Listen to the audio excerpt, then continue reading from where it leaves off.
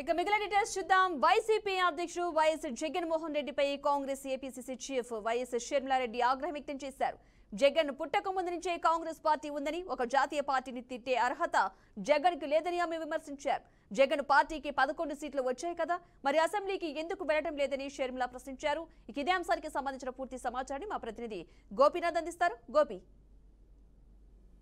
పద్మ మొత్తం మీద కాంగ్రెస్ పార్టీ అధ్యక్షురాలు వైఎస్ షర్మిల మరోసారి వాళ్ళ అన్న పైన ఘాటు వ్యాఖ్యలు చేయడం జరిగింది. ఎందుకంటే గతంలో అంటే ప్రధానంగా ఇప్పటికే మనం చూసాం, కుటుంబ నేపథ్యంలో ఆస్తులకు సంబంధించి ఇప్పటికే కూడా కోర్టుల వరకు వెళ్లి రకరకాలుగా ఇద్దరి మధ్య అంటే అన్నా చెల్లెల మధ్య ఇద్దరి మధ్య కూడా రకరకాల జరుగుతున్నాయి.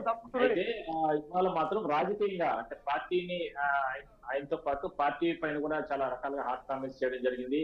వైసీపీ హయాంలో అప్పట్లో పెద్ద ఎత్తున రకరకాల అంటే ప్రజా సంక్షేమ కార్యక్రమాలు ఎక్కడా కూడా లేకుండా కేవలం ఆస్తులు పొడుగు పెట్టుకోవడం కోసం, అదే విధంగానే అనుచరులకి ఆస్తులు పెద్ద ఎత్తున 5 ఏళ్ల పాలన అంతా కూడా కొనసాగించారు జగన్మోహన్ రెడ్డి.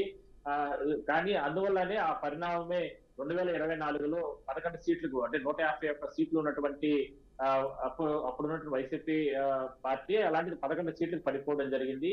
దీన్ని బట్టి తెలుస్తుంది ఏ స్థాయిలో పార్టీని నడిపించారు, ఏ స్థాయిలో ప్రభుత్వాన్ని ఆ సమయంలో నడిపించారంటూ కూడా హాట్ కామెంట్ చేయడం జరిగింది. అయితే జగన్మోహన్ రెడ్డి పుట్టక ముందు నుంచే కాంగ్రెస్ పార్టీకి ఒక చరిత్ర ఉంది. అప్పటి నుంచే కాంగ్రెస్ పార్టీ ఉంది. కాంగ్రెస్ పార్టీని విమర్శించేటటువంటి నైతిక హక్కు జగన్మోహన్ రెడ్డికి లేదు.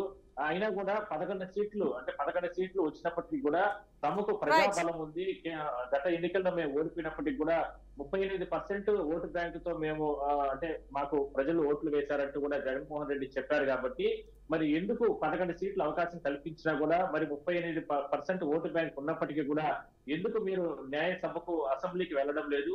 అసెంబ్లీకి వెళ్లి కూటమి ప్రభుత్వాన్ని ఎందుకంటే ఆ అవకాశం కాంగ్రెస్ పార్టీకి రాలేదు. ఆ అవకాశం కానీ ఒక్క సీటు కాంగ్రెస్ పార్టీకి గెలిచినా కూడా మేము నేరుగా వెళ్లి అసెంబ్లీలో ఈ ప్రభుత్వాన్ని నిలదీసేటటువంటి కార్యక్రమాలు చేసేవాళ్ళం, ప్రజల పక్షాన నిలబడే వాళ్ళం అంటూ కూడా ఆమె హాట్ కామెంట్స్ చేయడం జరిగింది. మరి మీరు ఇంత 11 సీట్లు ఇచ్చినప్పటికి కూడా 38% ఓటు బ్యాంక్ ప్రజలు మాకు ఓట్లు వేస్తారని మీరు చెప్పుకున్నారు. కాబట్టి మరి మీరు ఎందుకు అసెంబ్లీకి వెళ్లి ప్రజా వ్యతిరేక సంబంధించిన అంశాలపైన ఎందుకు మాట్లాడడం లేదు? ఎందుకంటే రాష్ట్ర వ్యాప్తంగా మనం చూస్తున్నాం, గత 5 నెలల నుంచి కూడా పెద్ద ఎత్తున చిన్నపిల్లల పైన, మహిళల పైన జరుగుతున్న నేపథ్యంలో ప్రభుత్వాన్ని ఉత్తరపుత్రులు చేసే విధంగా కూడా మీరు ఎందుకు అసెంబ్లీకి వెళ్ళడం లేదంటూ కూడా ఆమె హాట్ కామెంట్స్ చేయడం జరిగింది. మొత్తం మీద అన్నా చెల్లెలకు సంబంధించినటువంటి గొడవలు ఏదైతే ఉన్నాయో ఇవి రాజకీయంగా కూడా ఇప్పుడు ఎంతో రాష్ట్ర వ్యాప్తంగా ప్రాధాన్యత సంస్కృతున్నాయని మనం చెప్పుకోవచ్చు. పద్మ.